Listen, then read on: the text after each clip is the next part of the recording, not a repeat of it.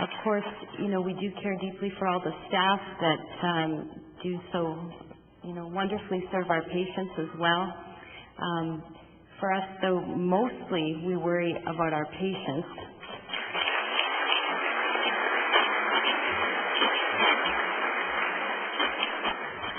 And so we're absolutely unanimous in our view that we must save Alberta Hospital Edmonton, we must enhance community services, and we must ultimately press for redevelopment in the future. I think the community doesn't really realize that as a facility, Alberta Hospital Edmonton is a world-class specialized treatment facility.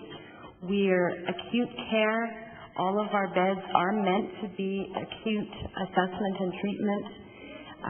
We're not an asylum. We're not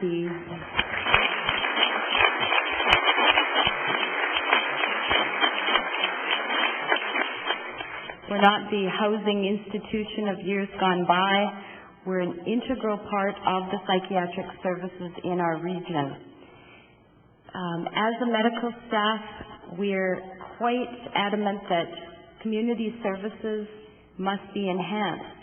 And that's something that we work very hard for every day, especially in our program where we serve the developmentally handicapped.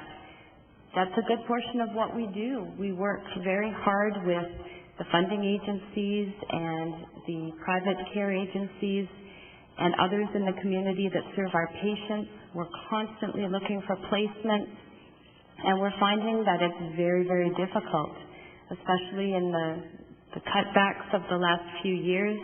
Unfortunately, even when the economy in Alberta was booming, the mentally ill were facing cutbacks, and it's a travesty. And I take great offense to the government saying that, simply we'll close the beds and move people out to the community, as if that were something really easy to do, that we're somehow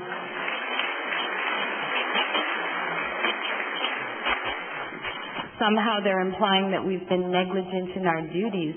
Certainly we do have a number of people in Alberta Hospital Edmonton that are ready to go and deserve a wonderful home in the community.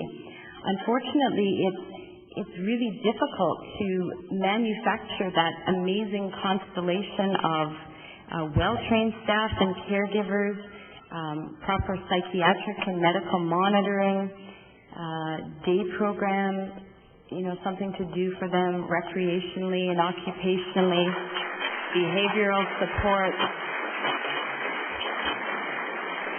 That all needs to be put carefully together with an appropriate residence and all of the other things that go along with living out in the community. And it's really not a simple task. And as psychiatrists and as mental health caregivers, all of us, we realize that it's such a small segment of the mentally ill population that we see in the hospital.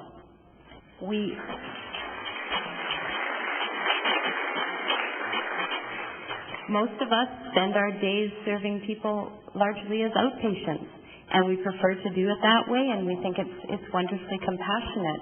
But those outpatient services are worthless without the backup of hospital beds.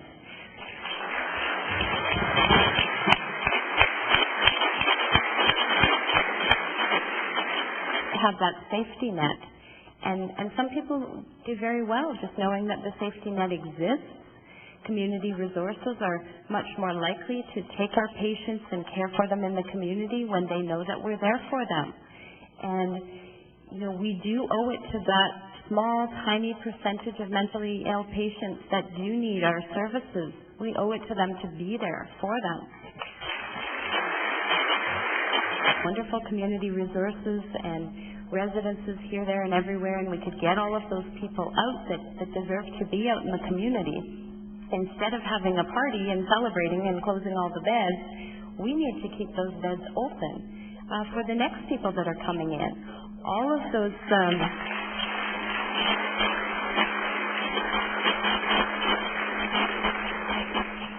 all of these specialized programs in Alberta Hospital Edmonton have huge wait lists for our services, and all of the acute care beds they're part of the regional beds, and I can tell you from personal experience, when you're trying to admit them, it's nearly impossible to find an acute bed anywhere in the system.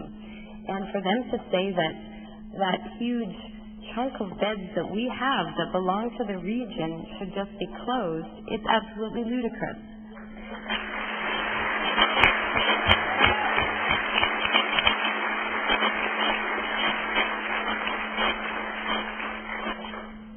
So I just wanted to be here tonight and express my support for all of you and all of our patients, and I hope that we can all work together to educate the government and that they will come to see the light, as it were, and reverse their decision.